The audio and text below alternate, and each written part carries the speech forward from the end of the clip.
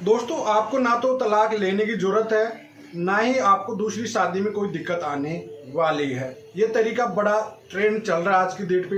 लोग आजमा भी रहे हैं, कई लोग इसमें सक्सेस भी हो रहे हैं, लेकिन आगे चलकर इसका क्या नुकसान उठा सकता है, क्या नहीं हो सकता, उसके बारे में इस वीडियो में पूरी डिटेल में आज बात करेंगे।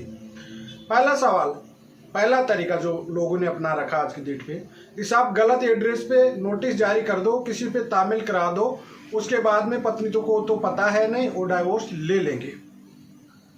दूसरा तरीका, साहब तलाक दे नहीं रही, तलाक मिल नहीं रहा, कोई मतलब है नहीं, लिव इन में हमको रहना है, लेकिन लिव इन में कोई लड़की रहना नहीं चाहती, इस वजह से मंदिर से शादी कर लो, कोई ऑन रिकॉर्ड ऐसा कोई सबूत मत छोड़ो, साथ में रहने लग जाओ, बाल बच्चे पैदा कर लो, कोई प्रॉब्लम बाई गेमिंग भी नहीं आएगी। अब कोर्ट में केस चलता रहे, कोई फर्क पड़ने वाला है ही नहीं। दोनों तरीका का एक्सप्लेन करेंगे और इसका अच्छा से विश्लेषण भी करेंगे। यहाँ पे पति और पत्नी इस वीडियो को एंड तक जरूर देखना, कितना नुकसान आपको उठाना पड़ सकता है। देखिए, सबसे पहला तरीका लोगों ने एक अपनाया कि साहब गलत दूसरे एड्रेस पे नोटिस जारी करी। पहली बात है ना, अपने कई लोगों का ये रहा है, मुझे भी बता के गए कई लोगों ने कि साहब इस तरीके से हमने डाइवोर्स ले भी लिया और आपको इस पे बनाना चाहिए, लोगों को फायदा होएगा इस चीज़ से। मैंने सोचा बना देता हूँ भाई। पहली बात तो आपने किसी दूसरे एड्रेस पे भेजा है, ठीक है, तामिल पे किसी जान पहचान वाले को करा भी दिया कि तामिल हो गया वहाँ पे, तो क्या वाकई वहाँ पे लड़की रही है कभी भी? है क्या लड़की वहाँ पे पत्नी जो है वो कहीं रही है? नहीं रही है। जब वो रही नहीं है तो उसका मतलब ही क्या बनता है भाई तामिल कराने का? दूसरी बात, अगर गलती से आपने 5-10 हज़ार रुपये किसी पोस्टमैन को दे के भी तामिल करवा लिया कहीं से और गलती से इसकी जांच पड़ताल हो गई ना, तो वो बेचारा नौकरी भी खो देगा, ठीक है। और जो तुम डाइवोर्स 420 वाला कर रहे हो ना, ये धोखाधड़ी वाला मामला, खुद और फंस जाओगे अच्छे वाले से, ठीक है। पहली बात तो एड्रेस ही गलत दे के आप जा रहे हो, जहाँ पे जो पर्सन रह ही नहीं रहा तो आप तामिल हो ही कैसे सकता, पॉसिबल है ही नहीं, ठीक है ना। पहली बात तो ये चीज़ क्लियर माइंड में फिट कर लीजिए आप। उसके बाद दूसरी बात, आप कहते हो कि साहब 90 दिन का है तो इंतजार करना होता है, ऐसा नहीं है। लिमिटेशन एक्ट की धारा 5 क्लियर कट है, जब उसको पता पड़ेगा तो वो कभी भी उसको चैलेंज कर सकती है, और चैलेंज करने के बाद जब इन्वेस्टिगेशन हो गई, जांच पड़ताल हो गई, तो आप अच्छे से फंस जाओगे। तो इस गलत फहमी में, ये गलत तरीके में ना, अपने छोटे शॉर्ट रास्ते के चक्कर में ना भारी नुकसान मत करा लेना कभी गलती से। जी हाँ, तो ऐसे कोई डाइवोर्स मिलने लग जाए ना, तो भाई कोर्ट कचहरी में 10 साल 15 साल जो लड़ रहे हैं वो बेचारे पागल है, फिर तो उनमें कोई दिमाग है ही नहीं, इसका मतलब तो क्लियर कट ये बात है।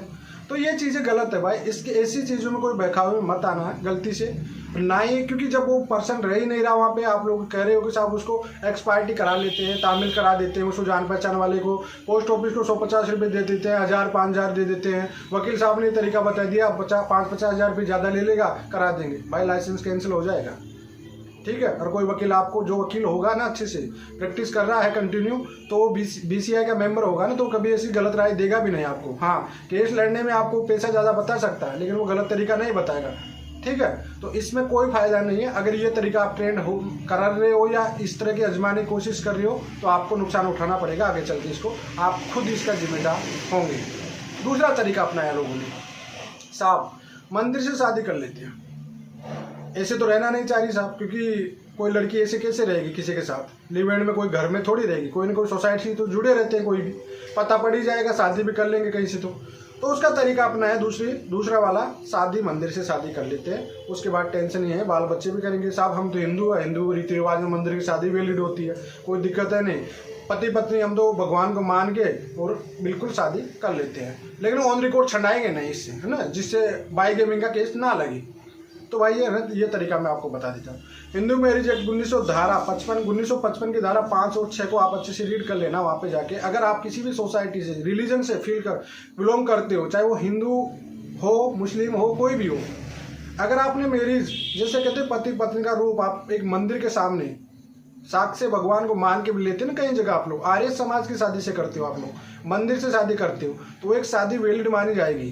जी हाँ, गलती आपकी है कि आपने सर्टिफिकेट बनाया कि नहीं बनाया, लेकिन अगर इस चीज़ को चैलेंज कर दिया, अगर आप किसी साथ रहने वाले आगे चल के खदीक साहब मंदिर से मैंने शादी करके आई हूँ, क्योंकि प्रेशर पड़ता है ना, जब किसी के साथ लड़की के साथ धोखाधड़ी होगी तो वो शांत बैठने वाली है नहीं। अगर उसको ये पता पड़ेगा ना कि आपने शादी इस तरह की है, इस तरह से रह रहे हो, तो बाई गैंगिंग में भाई आपकी इन्वेस्टिगेशन में वाट लग जाएगी, पहली बात तो। और दूसरी बात, इस तरह की इन्वेस्टिगेशन करती है पुलिस आपको अलग अलग बिठा के, ठीक है। आपको भले आपने कहा ही नहीं कहा होगा, लेकिन पुलिस आपकी जो सेकंड वाली वाइफ है उसको कह देगी पुलिस कि भाई तुम्हारा पति तो बोला था कि हाँ हमने मंदिर शादी कर लिया। हमने पुलिस आपका जितना दिमाग चलता है ना उससे आगे पूछताछ में है ना ऐसे सवाल घुमा के करती है कि ऑटोमेटिक जो सच्चाई होती है उगाल देते हैं, निकाल देते हैं, चाहे वो हस्बैंड हो चाहे वो वाइफ हो। हस्बैंड अगर वाइफ नहीं करी तो हस्बैंड को इस तरह से गुमराह करेंगे, इस तरह के सवाल काउंटर मारेगी पुलिस कि वो निकाल देगा, मजिस्ट्रेट के सामने आएगी बात, दिक्कत क्रिएट हो जाएगी। देखो चोरी करने वाला कितने सात्र निकल जाए चोरी पकड़ी जाती है। कुल मिला के 100 बात की एक बात है, कितनी चोरी कर लो चोरी पकड़ी जाएगी आगे चल के। आपके कोई ना कोई सबूत आप छोड़ ही देते हो इसमें, आई विटनेस कोई मिल ही जाएगा। ठीक है, कोई भी आपको देखने वाला वहाँ पे इंडिपेंडेंट गवाह मिल जाएगा, अड़ोस पड़ोसी का कोई गवाह भी मिल जाएगा इस तरह का। तो भाई आप ऐसी गलती मत करना। और दूसरी बात, ये मंदिर वाली शादी हिंदू रीति रिवाज में कहीं ना कहीं जगह मान्य होती है। 99 कहीं ऐसे रिश्ते होते हैं जो मंदिर से शादी चलती है उसकी, तो अपना रिलीजन है भाई उसमें, है ना। अब आगे सर्टिफिकेट आपको आगे बनाना नहीं बनाना आप पे डिपेंड करता है, लेकिन हाँ मंदिर की शादी होती है वो मानी जाती है। ऐसी बात नहीं, 1965 के बाद से मानी जाती है। इसका कानून पढ़ना, आर्य समाज में एक पूरा ब्लॉग बना हुआ है, आर्टिकल बना हुआ है, इस पर पूरा एक लॉ है, तो उसकी डेफिनेशन को आप अच्छे से समझ लेना जाके। तो ये शादियाँ वैलिड नहीं होगी, बाय गेमिंग की होगी। अगर आप इस तरह से मंदिर से शादी करके भी रह रहे हो तो 494 का केस आप पे बन जाएगा। तो ये दोनों तरीके जो आपने आजमाया है, मेरी नज़र तो आपको काफ़ी नुकसान उठाना पड़ सकता है। अब वो आपका लक है, आपकी किस्मत है, अगर आपका साथ दे रही है अच्छी बात है, आप सक्सेस हो रहे हो तो वो आप पे डिपेंड है। रिस्क है, ये बहुत बड़ा रिस्क है। अब इस रिस्क को आप लेना चाह रहे हो नहीं लेना चाह रहे हो डिपेंड है आप पे।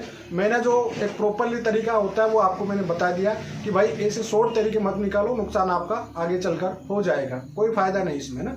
बेटर यही है कि भाई दोनों बैठ के म्यूचुअल कर लो उसको, या रिश्ता बचने योग्य है। तो देखो गलती क्या करते लोग, मैं बता देता हूँ, कई बार भी बताया इस चीज़ को कि हस्बैंड वाइफ का जब केस चलता है तो कोर्ट कचहरी जाने के बाद क्या करते हैं, उस रिश्ते के बारे में सोचते नहीं है, नए रिश्ते के बारे में सोच लेते हैं। फिर ये सोचते हैं रिश्ता दिल और दिमाग से तो खत्म हो गया, अब तो कागज डॉक्यूमेंट्स में नाम है, इसको खत्म करना कैसे तैसे, उसके बाद टेंशन है ही नहीं, फिर फ्री हो जाएंगे आराम से। तो ये तरीके ना कहीं आपको काफ़ी नुकसान उठाना पड़ सकता है, भारी नुकसान आपको उठाना पड़ सकता है। इस वजह से ऐसा दिमाग लगा रहे हो। अब कई लोग कहते हैं कि साहब हम सक्सेस हो गए इसमें, ठीक है, तो भाई वो लक डिपेंड है। आपको कुछ समय के लिए है, हो सकता है आपका पार्टनर ही चाहता था कि बिल्कुल दूरी होना है, लेकिन कोई लड़की वाकई चाहेगी कि नहीं मेरे साथ गलत हो गया, अचानक धोखाधड़ी हो गई मेरे साथ, तो वह एंड तक लड़ेगी भाई, ऐसा नहीं है। लेकिन कोई पार्टनर ऐसा भी होता है, आपका लक अच्छा किस्मत है, ठीक है, अच्छी बात है, अगला पार्टनर उसको चुनौती नहीं दे रहा, कोई दिक्कत है नहीं। देखो कोर्ट की नज़रों में क्राइम तब होता है जब वो सामने आएगा, तब जब आपने ऐसा कर लिया तो कोर्ट को तो ऐसा होगा, तामिल हो गया होगा भाई, सही ठीक है। लेकिन ऐसी सिचुएशन में मान ली बाई चांस वो उन्होंने चैलेंज कर दिया, ठान लिया है, तो भाई आपकी पुड़िया तुल जाएगी फिर अच्छी वाली। तो ये बात समझ के रखिए। अब 100 में से 1-2 केस में आप सक्सेस हो गए तो भाई इसे मत सोचिए कि सभी सक्सेस हो जाएंगे। अगर सक्सेस होने लग जाते लोग तो भाई फिर कोर्ट कचहरी में जाने की जरूरत ही नहीं थी ना, और जाती थी तो कहीं भी गलत एड्रेस पे जाके किसी अपने बंदे को भेज देते, तामिल करा लेते, लो साहब हो गया तामिल, टेंशन है नहीं। जब तामिल होगा तो उसको जो पोस्टमैन है जो दे के आया नोटिस को जवाब देना पड़ जाए, महंगा पड़ जाएगा आगे चल के, खुद की नौकरी हो जाएगी, साथ में जेल और हो जाएगी बिना वजह से।